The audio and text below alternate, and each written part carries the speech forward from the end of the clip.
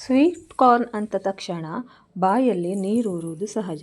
ಅದೇ ರೀತಿ ಜೋರಾಗಿ ಮಳೆ ಬರುವಾಗ ಹಲಸಿನ ಹಪ್ಪಳವನ್ನು ಕಾಯಿಸಿ ಕರುಮ್ ಕುರುಮ್ ಅಂತೇಳಿ ತಿನ್ನುವಾಗ ಸಿಗುವ ಆನಂದವೇ ಬೇರೆ. ಇದು ಎರಡನ್ನು ಸೇರಿಸಿ ನಾನಿವತ್ತು ಒಂದು ಚಾಟ್ ರೆಸಿಪಿಯನ್ನು ಮಾಡಿ ತೋರಿಸ್ತಾ ಇದ್ದೇನೆ. ಹಾಯ್ ಫ್ರೆಂಡ್ಸ್, ನಾನು ಗೀತಾ, ಮಂಗಳೂರು ಮಲ್ಲಿಗೆಗೆ ಸ್ವಾಗತ. ಮೊದಲಿಗೆ ನಾನಿಲ್ಲಿ ಸ್ವೀಟ್ ಕಾರ್ನ್ ತಗೊಂಡಿದ್ದೇನೆ. ಇದನ್ನು ಒಂದು ಪಾತ್ರೆಗೆ ಹಾಕಿ ಸ್ವಲ್ಪ ನೀರು ಮತ್ತು ಉಪ್ಪು ಹಾಕಿ ಬೇಯಲಿಕ್ಕೆ ಇಡಬೇಕು. ಇದನ್ನು ಸ್ಮೂತಾಗಿ ಬೇಯಿಸಬಾರ್ದು. ಇಲ್ಲಿ ನಾನು 3 ಹಲಸಿನ ಹಪ್ಪಳ ತಗೊಂಡಿದ್ದೇನೆ. ಇದನ್ನು ನಾವು ಎಣ್ಣೆಯಲ್ಲಿ ಕರಿಬೇಕು.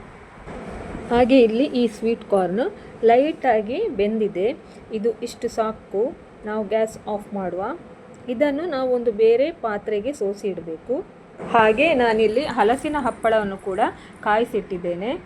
ಹಾಗೆ ಈ ಚಾಟ್ ಮಾಡಲಿಕ್ಕೆ ಮೇಯ್ನ್ ಇಂಗ್ರೀಡಿಯೆಂಟ್ಸ್ ಏನಿದೆ ಅಂತ ನಾನಿಲ್ಲಿ ತೋರಿಸ್ತಾ ಇದ್ದೇನೆ ನಿಮಗೆ. ಇಲ್ಲಿ ನಾನು ಒಂದು ಸ್ವಲ್ಪ ನೀರುಳ್ಳಿ, ಹಾಗೆ ಒಂದು ಸ್ವಲ್ಪ ಟೊಮೆಟೊ ಚಿಕ್ಕದಾಗಿ ಕಟ್ ಮಾಡಿ ಇಟ್ಕೊಂಡಿದ್ದೇನೆ.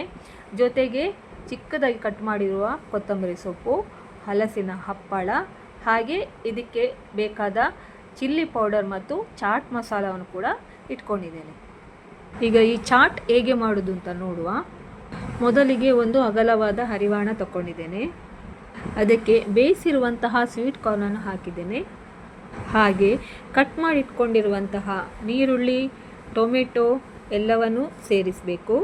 ನಂತರ ಖಾರಕ್ಕೆ ತಕ್ಕಷ್ಟು ಮೆಣಸಿನ ಹುಡಿ, ಚಾಟ್ ಮಸಾಲ ಮತ್ತು ರುಚಿಗೆ ತಕ್ಕಷ್ಟು ಉಪ್ಪನ್ನು ಸೇರಿಸಬೇಕು. ಇದಾದ ನಂತರ ಈಗಾಗಲೇ ಕಾಯಿಸಿಟ್ಟಿರುವಂತಹ ಹಲಸಿನ ಹಪ್ಪಳವನ್ನು ಹುಡಿ ಮಾಡಿ ಹಾಕಬೇಕು. ಇದೆಲ್ಲ ಆದ ಮೇಲೆ ಒಂದು ಸಲ ಚೆನ್ನಾಗಿ ಮಿಕ್ಸ್ ಮಾಡಬೇಕು. ನಂತರ ಇದಕ್ಕೆ ಚಿಕ್ಕದಾಗಿ ಕಟ್ ಮಾಡಿರುವಂತಹ ಕೊತ್ತಂಬರಿ ಸೊಪ್ಪನ್ನು ಉದುರಿಸಬೇಕು. ಈಗ ಒಂದು ಸಲ ಚೆನ್ನಾಗಿ ಮಿಕ್ಸ್ ಮಾಡಬೇಕು. ಹಾಗೆ ಹಪ್ಪಳ ಹುಡಿ ಮಾಡಿ ಹಾಕಿದ ಮೇಲೆ ಜಾಸ್ತಿ ಹೊತ್ತು ಇಡಬಾರ್ದು. ಕೂಡಲೇ ಇದನ್ನು ಸರ್ವ್ ಮಾಡಬೇಕು. ಲೇಟ್ ಆದರೆ ಹಪ್ಪಳ ಮೆತ್ತಗಾಗಿ ಬಿಡ್ತದೆ. ನೋಡಿದ್ರಲ್ಲ ಫ್ರೆಂಡ್ಸ್, ಇದು ನಮ್ಮ ಇವತ್ತಿನ ರೆಸಿಪಿ. ಈಗ ಈ ರೆಸಿಪಿ ನಿಮಗೆ ಇಷ್ಟ ಆದಲ್ಲಿ ಒಂದು ಲೈಕ್ ಕೊಟ್ಟು ಶೇರ್ ಮಾಡೋದನ್ನು ಮರಿಬೇಡಿ. ಹಾಗೆ ನನ್ನ ಚಾನಲ್ಗೆ ಯಾರಾದರೂ ಹೊಸಬರಾಗಿದ್ದಲ್ಲಿ ನನ್ನ ಚಾನಲನ್ನು ಸಬ್ಸ್ಕ್ರೈಬ್ ಮಾಡಿ. ಹಾಗೆ ರೈಟ್ ಸೈಡಲ್ಲಿರುವ ಬೆಲ್ ಐಕನನ್ನು ಕೂಡ ಕ್ಲಿಕ್ ಮಾಡಿ.